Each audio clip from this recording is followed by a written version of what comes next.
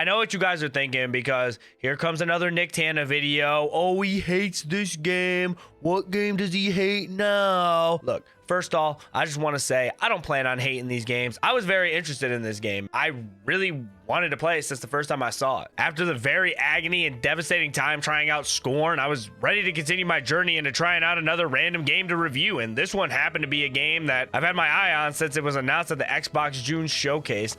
And it's not random by any means, actually. It's called The Last Case of Benedict Fox, a Metroidvania style game where you take over a detective, Benedict Fox, with his eerie companion, which happens to be named Companion, where you will dive into the deep, dark, twisted limbo of the dead to find out mysteries of secret organizations, rituals, and the murder of a couple in a dark and creepy mansion full of secrets to solve and explore. When I heard of this game for the first time, I really got dragged in by the visuals. It looked super stunning and haunting at the same time. So I was all for the hunt. It was on the Game Pass, and you guys know how much of a sucker I am for the Game Pass. You know I give them my money. So I downloaded it, and man, I wanted to like this game so bad. I truly thought this was the game, but you guys already know how this goes. This is why I hate The Last Case of Benedict Fox. First things first, before I get into the review segment of this video, my word is not God, and take what I say with a grain of salt. I'm just telling you from my eye view. But to kick off everything, let me tell you a little more of what you're going to be getting into from this game, and the concept of everything to get a feeling of what you're getting yourself into. When I first loaded up into this game, I didn't really mind it at all. I actually really enjoyed the game and the concept for what it was. I'm not a big Metroidvania genre guy by any meanings. Just a little bit of Hollow Knight that I played, and Hyper Light Drifter, which I loved both of those games like crazy. The genre really didn't bother me at all. It just took a minute to kind of understand what I'm doing and how to take courses on how I wanted to plan this out and unlock more areas of the map. I really did enjoy this whole world and the atmospheric effect that The Last Case of Benedict Fox had on me. This was a positive. I loved the visuals. Very hair-raising and spooky, but it also showed it could be delightful and show off a lot of details into that formula as well. I would spend hours at a time just looking at the map to find collectibles, items to complete little side quests they give you, and it was very fun, truly it was. But just because everything looked great doesn't mean the mechanics worked great. This was problem number one for me. Sure, everything was beautiful and wanted to explore, but holy shit. When I say the platforming in this game was god-awful, I mean that truly to my heart. The way platforming works in this game is a grappling system where your companion will grab onto various ledges and things close to you and use that to shoot yourself up onto the next platform. But you rarely have any control over the grapple at all. It's based on where you're jumping and how close you are to other options. I found a lot of the times in this game not being able to get on easy to reach platforms, or even platforms where they don't want you to grapple on, and it seems impossible to even reach the next level, making it very hard for me to proceed. It actually was a terrible time. I feel like it's just not as smooth as in like other games like Psychonauts. And yes, this is another video where I will be mentioning Psychonauts, the greatest Xbox game to ever grace the planet. Psychonauts was way ahead of its time, and I want you guys to confirm that. And if you think the same, leave a like and a comment saying Psychonauts the GOAT. We respect Big Raz over here, and we will on this channel till the day I die. But trust me, truly the mechanic itself is very clever, and I really wish it was smoother.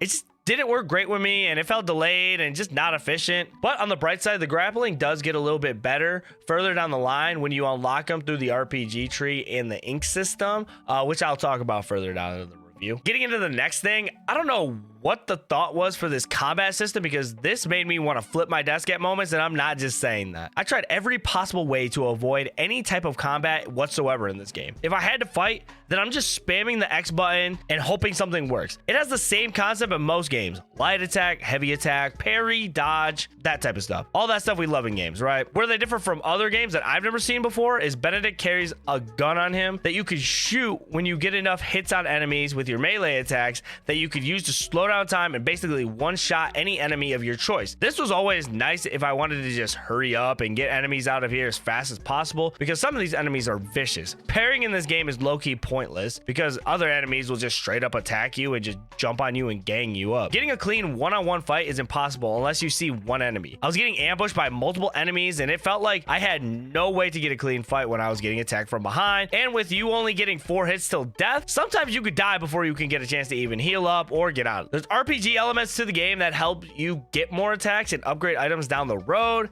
but even the companion abilities just didn't help at all. I couldn't really even care for him. The companion ability I picked was it was an ability that helped you grapple enemies and throw them. Yeah, like sometimes the enemy would get tossed, but it seemed like they weren't getting damage, and it seemed very pointless to even add. I got further down the ink system, and even when I got further down the ink system, there was another ability that like gave me a second tentacle, and I had to press LT. Every time I got into a fight, it didn't work at all. Like I didn't see anything happen. I didn't see anything jump out of me or anything rewarding for actually pressing them. But I truly just didn't enjoy it. The one thing I did really enjoy, which was kind of odd to me, was the ink system. In this game, it uses an RPG element in the game called ink that you could get from killing enemies in the game and securing it and turning it into upgrades for your companion. And to be honest, it's really cool to just see your boy get tatted up and improve while adding tats, looking like Wiz Khalifa. But this was the main reason why I uninstalled the game. Yeah, I did enjoy the visuals. Yeah, I like the ink system. Parrying, fighting, I mean, it was doable.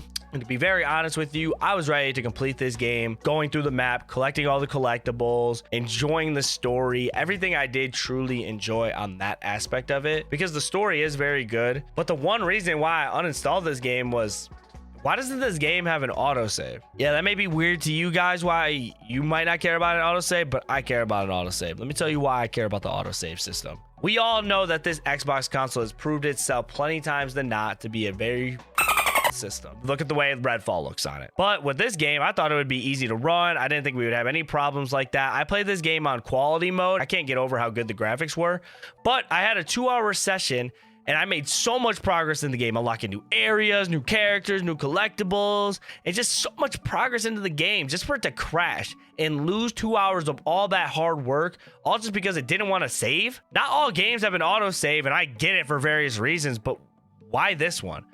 Why would there be a reason you didn't want to save the game? Even an older game like Fable has an autosave option as soon as you walk into a new area. It just doesn't make any sense to me. After all my hard work, all my drive, all my motivation was thrown out of the window, I uninstalled it. I play this game on quality mode. I highly recommend, if you are going to play this game, to just play it on performance mode. Quality mode did look very good. I did have a few stuttering moments. I'm on a Series S though, and then obviously it made my game crash. So if you're going to give this game a shot, please play it on performance mode if you have any intention on playing it. So let's sum it all up. At the end of the day, do I really hate this game with all my heart? Yes, I still do. Did I enjoy the time I had with it? Did I enjoy running through the map, unlocking new areas, solving mysteries, going into limbo, figuring out the past of what my father was getting into, and just learning about everything in the game? Absolutely. This game was absolutely a fun time to play and a blast. A lot of the puzzles and stuff were very hard, and you got to pay attention and make sure what you're grabbing, and that's what makes it more the fun. If we're being